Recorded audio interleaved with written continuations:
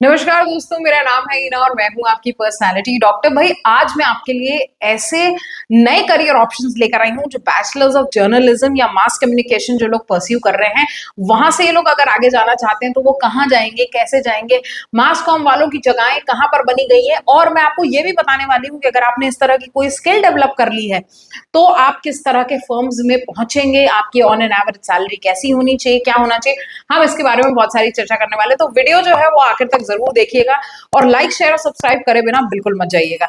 तो आज जो हम बात करने वाले हैं, आज लेवरेजिंग योर नीश रिलेटेड हम बात करने वाले हैं कि अगर आप मास कॉम से ही आते हैं और मास कॉम में ही अपना करियर जो है परस्यू करना चाहते हैं तो आप यहाँ से कहाँ जा सकते हैं। सबसे पहले आप डेटा जर्नलिस्ट बन सकते हैं। मैं आपको यहाँ पर ये भी बताऊंगी कि किस तरह की कंपनीज जो है आप जैसे लोगों को हायर करती हैं, और साथ ही साथ मैं आपको ये भी बताऊंगी कि अगर आप डेटा जर्नलिस्ट हैं या डेटा जर्नलिस्ट बनना चाहते हैं तो इन लोगों का काम क्या होता है, ठीक है, इनकी एवरेज सैलरीज के साथ। हम यहाँ पर बात कर रहे हैं डेटा जर्नलिस्ट के बारे में जो एनालाइज एंड इंटरप्रेट करते हैं डेटा को एनालाइज और इंटरप्रेट करते हैं by telling compelling stories through interactive and visualization and infographics. भाई आप जैसे फॉर एग्जांपल एक कॉमन इंसान, एक कॉमन व्यक्ति या आम आदमी जो है वो पेपर में जो है वो बहुत ज्यादा वो चीजें देखता है जो बहुत अट्रैक्टिव लगती हैं, या देखने में वो चीजें देखता है जो बहुत ज्यादा अट्रैक्टिव लगती है। अगर मैं इस इंसान के सामने जो है वो दुनिया भर का डेटा रख दूंगी तो वो शायद कभी एक्सेप्ट नहीं कर पाएगा इस बात को। बट वो उसको तब एक्सेप्ट कर लेगा जब आपने उसका पाई चार्ट बना दिया, या आपने आपने किसी तरीके से कार्टून के फॉर्म में उसको प्रेजेंट कर दिया, इन्फोग्राफिक्स दे दिए। इन्फोग्राफिक्स का मतलब इंफॉर्मेशन और ग्राफिक्स दोनों को मिलाकर आपने बना दिया। तो भाई ऐसे लोगों को बहुत ज्यादा लोग हायर करते हैं। जैसे न्यूयॉर्क टाइम्स में बहुत ज्यादा इन लोगों की वैकेंसीज निकलती हैं, द गार्जियन में निकलती है, ब्लूमबर्ग में निकलती है, और इनकी एवरेज सैलरीज जो होती हैं that is around 5 lakh to 8 lakh rupees. भाई आज तक मैंने 35,000 बच्चे पढ़ाए और उनको वेल प्लेस करवाया है, और मैं ये दावा कर सकती हूँ कि अगर आपके अंदर स्किल है, अगर आप कुछ करना चाहते हैं तो आपको ये सबसे पहले समझना पड़ेगा कि आपको कोई ना कोई स्किल डेवलप करनी पड़ेगी, अपनी फील्ड, अपनी नीश से रिलेटेड आगे जाना पड़ेगा। जैसे सेकंड पे हम बात करते हैं कि पॉडकास्ट होस्ट या प्रोड्यूसर। आपको ये तो पता होगा कि आजकल पॉडकास्ट बहुत ज्यादा लोग सुन रहे हैं। इनफैक्ट मैं ऐसा समझती हूँ कि जितने मेरे भी लिसनर्स हैं वो भी पॉडकास्ट बहुत ज्यादा सुनते हैं। अगर आप सुनते हैं तो भाई मुझे लाइक करके और कॉमेंट करके जरूर बताइएगा कि आपने कौन सा सबसे अच्छा अभी लेटेस्ट में पॉडकास्ट सुना है, ताकि मैं भी वो पॉडकास्ट सुन सकूं।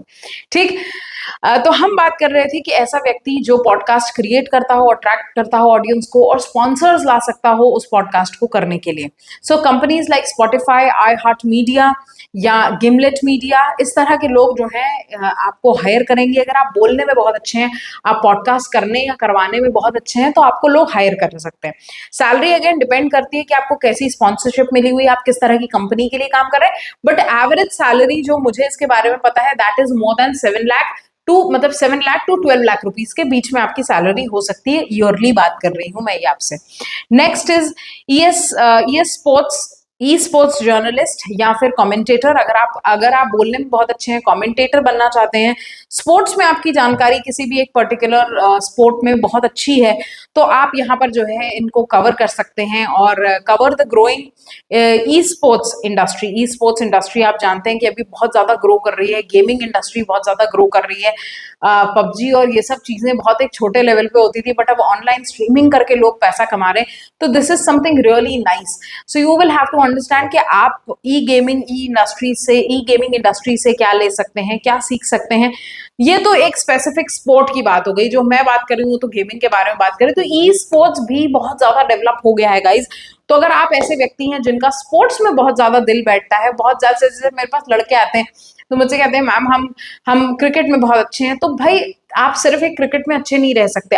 अगर आपको लगता है कि अब आप ये देखिए कि आप क्रिकेट में अच्छे हैं, पर क्रिकेट की आपको क्या चीज पसंद है, ठीक है। तो मेरे साथ ऐसे लोग थे जो बहुत अच्छी कविताएं भी लिखते थे, जो बहुत अच्छे स्पोर्ट्समैन तो थे ही, बट साथ साथ वो बहुत अच्छी कविताएं भी लिखते थे।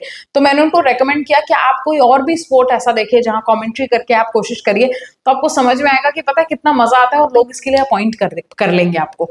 ठीक, तो इस इंडस्ट्री में रिपोर्टिंग करना, टूर्नामेंट टीम्स करवाना, फिर प्लेयर्स, या आप प्लेयर बन सकते हैं तो प्लेयर बन जाइए, वही बहुत अच्छी बात है। उसके बाद नेक्स्ट आता है ये किस तरह की कंपनीज इन लोगों को हायर करती हैं। ESL हो गया, ट्विच हो गया, ESPN हो गया। सैलरी अगेन आपकी डिपेंड करती है कि किस तरह के प्लेटफॉर्म पे आप काम कर रहे हैं। बट मैं आपको ये बता दूं कि ऑन एन एवरेज सैलरी इनकी स्टार्टिंग सैलरी मैं आपको बता दूं कि 7 लाख से शुरू होती है इनकी बेसिक सैलरी, और उसके बाद क्या इसका कह सकते हैं ना कि कोई स्टॉप ही नहीं है। फिर आपके ऊपर है कि आपका क्या टैलेंट है और कैसा टैलेंट है। Next is science communicator. Science communicator एक ऐसा व्यक्ति होता है जो ट्रांसलेट करता है कॉम्प्लेक्स साइंटिफिक फाइंडिंग्स को to engage for the public audience. Again कि एक ऐसी बहुत ही भारी सी चीज जो है, बहुत ही डेटा टाइप की कोई चीज है जो बहुत ही ज्यादा पेचीदा है, और उसको आपने जो है बहुत ही सिंपल शब्दों में लोगों के सामने रख दिया हो, तो इस तरह के लोगों को बहुत ज्यादा जो है सराहा जाता है। और कंपनीज लाइक नेशनल जियोग्राफिक हो गया, साइंस न्यूज हो गया, साइंस अमेरिकन हो गया, ये लोग इन लोगों को हायर करते हैं।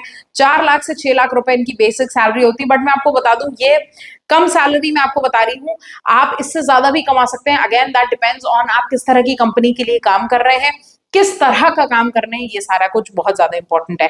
The last is investigate journalist. Investigate journalist is uncover and report the important stories with social impact, holding powerful individuals and institution accountable. मैं आपको बता दूं कि भाई जिन एक हमारे पहचान के थे भाई, जिनको इन्वेस्टिगेशन का बहुत शौक था, और वाकई उन्होंने ऐसे समझ लीजिए कि अपना एक पर्सनल एक इस तरीके का काम शुरू करा, जहां पर वो इंस्टाग्राम पे लोगों को बताते हैं कि ये जो इवेंट हुआ है वो यहाँ पर हुआ है, और ये इस तरह का इंसिडेंट हो गया, उस तरह का इंसिडेंट हो गया। अगर आप इस बारे में कुछ वाकई बहुत जानना चाहते हैं तो मुझे लगता है लल्लन टैप करके एक चैनल है जिसकी हिस्ट्री आपको ध्यान में रखनी चाहिए। बहुत एक छोटे से शुरू हुआ था और बहुत बड़ा आज बहुत बड़ा नाम है इसका मार्केट में। तो आप अगर उसकी स्टोरी पढ़ेंगे तो आपको आपको मेरी बात ज्यादा रिलेटेबल लग पाएगी। So companies like investigate journalism organization, independent projects तो आपको मिलते ही हैं। अगेन सैलरी डिपेंड करती है कि आपकी कैसी फंडिंग है, आपका एक्सपीरियंस कैसा है, आप कैसा काम करके दे रहे हैं इन सब पे। सो मैं आशा करती हूँ कि भाई जो लोग मास मीडिया से आते हैं, मास कॉम से आते हैं, जर्नलिज्म से आते हैं, ये उनको जो मैंने नीश प्रोवाइड करी है कि वो कैसे आगे बढ़े, वो यहाँ से कहाँ जा सकते हैं, किन कंपनीज में अप्लाई कर सकते हैं, ये उनको बात मेरी जो है वो थोड़ी समझ आ पाई है, और वो और ब्रॉड पर्सपेक्टिव से सोच सकते हैं। अगर इस तरह का इस वीडियो से रिलेटेड आपको कोई भी डाउट हो तो मुझे यहाँ पे कमेंट सेक्शन में लिखे बिना बिल्कुल मत जाइएगा। आशा करती हूँ वीडियो पसंद आई हो। नमस्कार दोस्तों, मेरा नाम है हीना और मैं हूँ आपकी पर्सनैलिटी डॉक्टर।